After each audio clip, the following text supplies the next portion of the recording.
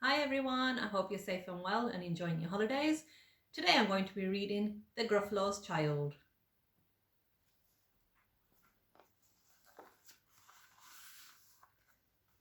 The Gruffalo said that no Gruffalo should ever set foot in the deep dark wood.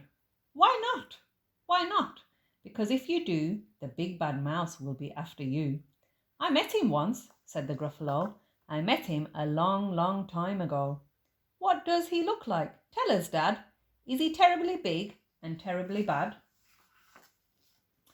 I can't quite remember, the Gruffalo said. Then he thought for a minute and scratched his head. The big bad mouse is terribly strong, and his scaly tail is terribly long. His eyes are like pools of terrible fire, and his terrible whiskers are tougher than wire. One snowy night, when the Gruffalo snored, the Gruffalo's child was feeling bored. The Gruffalo's child was feeling brave, so she tiptoed out of the Gruffalo cave. The snow fell fast and the wind blew wild. Into the wood went the Gruffalo's child. Aha, aho, a trail in the snow. Whose is this trail and where does it go? A tail poked out of a log pile house. Could this be the tail of the big bad mouse? Out slid the creature, his eyes were small, and he didn't have whiskers, no, none at all. You're not the mouse. Not I, said the snake.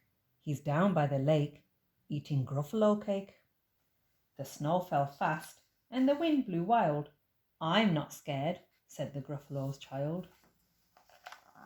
Aha, aho, marks in the snow.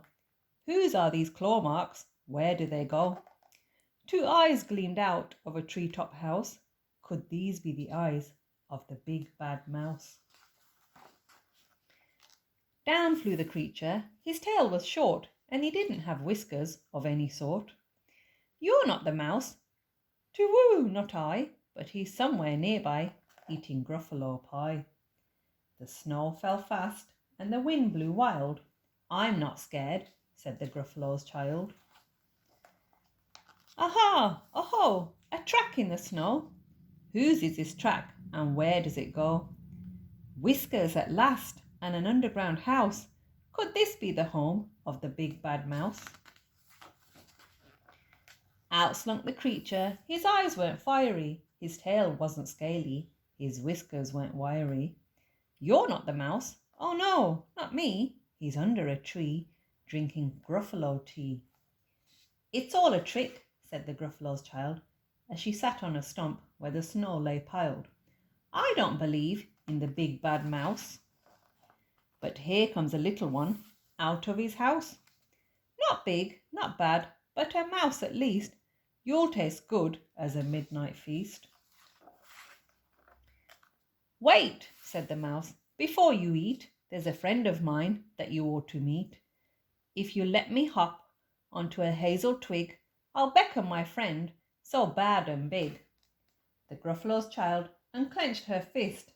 The big bad mouse, so he does exist. The mouse hopped into the hazel tree. He beckoned, then said, just wait and see.